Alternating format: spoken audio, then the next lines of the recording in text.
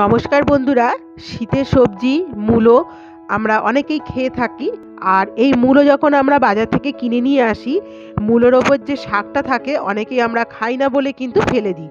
তা এই না ফেলে দিয়ে এই শাক কিন্তু খুব সুন্দর করে বানিয়ে নেওয়া যায়, যেটা গরম ভাতের সঙ্গে খেতে কিন্তু খুবই অসাধারণ লাগে।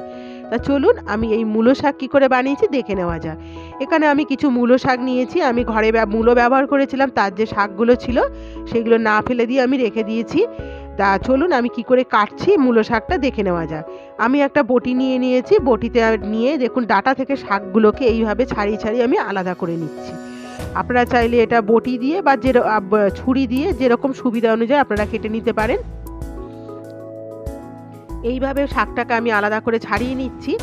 আর আজকে মূলো শাকটা আমি দুরকম ভাবে করে দেখাবো, নিরামিষ এবং আমিষ। এইভাবে দেখুন শাকগুলোকে আমি প্রত্যেকটা ডাঁটা থেকে শাকগুলো আমি ছাড়িয়ে নিচ্ছি। আর নিচের দিকে ডগাটা দেখুন কচি বলে আমি ডাঁটা সমেত কিন্তু ছাড়িয়ে নিচ্ছি। এইভাবে পুরো শাকগুলো আমি ছাড়িয়ে নিয়ে দেখুন একদম মিহি করে আমি সুন্দর করে কুচিয়ে নিয়েছি। আর শাকটা যতটা পারবেন একটু মিহি করে কুচিয়ে নেওয়ার চেষ্টা করবেন, এতে কিন্তু শাকটা খেতেও ভালো লাগবে আর দেখতেও রান্নার পর সুন্দর লাগে। কেটে আমি ধুয়ে পরিষ্কার করে নিয়েছি। এবার আমি এর মধ্যে 1 চামচ নুন দিলাম। দিয়ে নুনটা দিয়ে শাকটার মধ্যে ভালো করে ডলে ডলে আমি শাকটার মধ্যে মাখিয়ে নেব। এতে শাকটা অনেকটা তাড়াতাড়ি নরমও হয়ে যাবে, রান্নাও খুব তাড়াতাড়ি হয়ে যায়।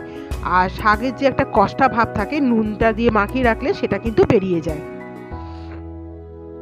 এইভাবে দেখুন আমি শাকটা ডলে ডলে হাতে ভালো করে চটকে চটকে শাকটাকে মাখিয়ে নিচ্ছি নুনটাকে। দেখুন শাকটা কিন্তু দেখতে অনেকটা আগের থেকে অল্প লাগছে মাখিয়ে নিয়েছি বলে। এইবারে আমি শাকের নুনটা মাখানো হয়ে গেছে। এবার আমি একটা ফ্রাই প্যানে সাদা তেল একটু গরম করে নিয়েছি, 2 চামচের মতো তেল দিয়েছিলাম।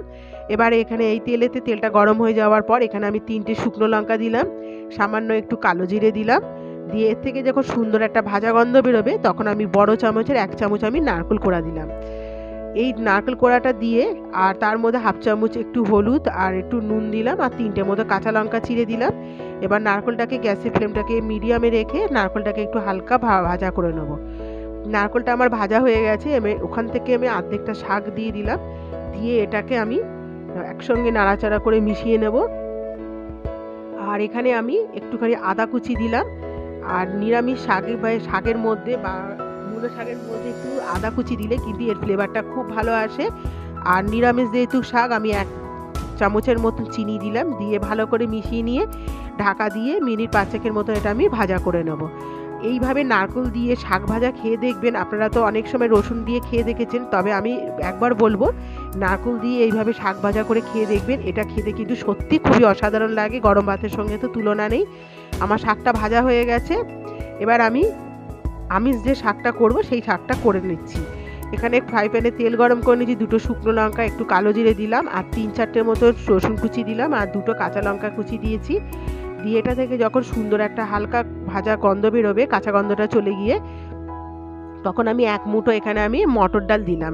আর মটর ডালটা আমি 2 ঘন্টা আগে ভিজিয়ে রেখেছিলাম।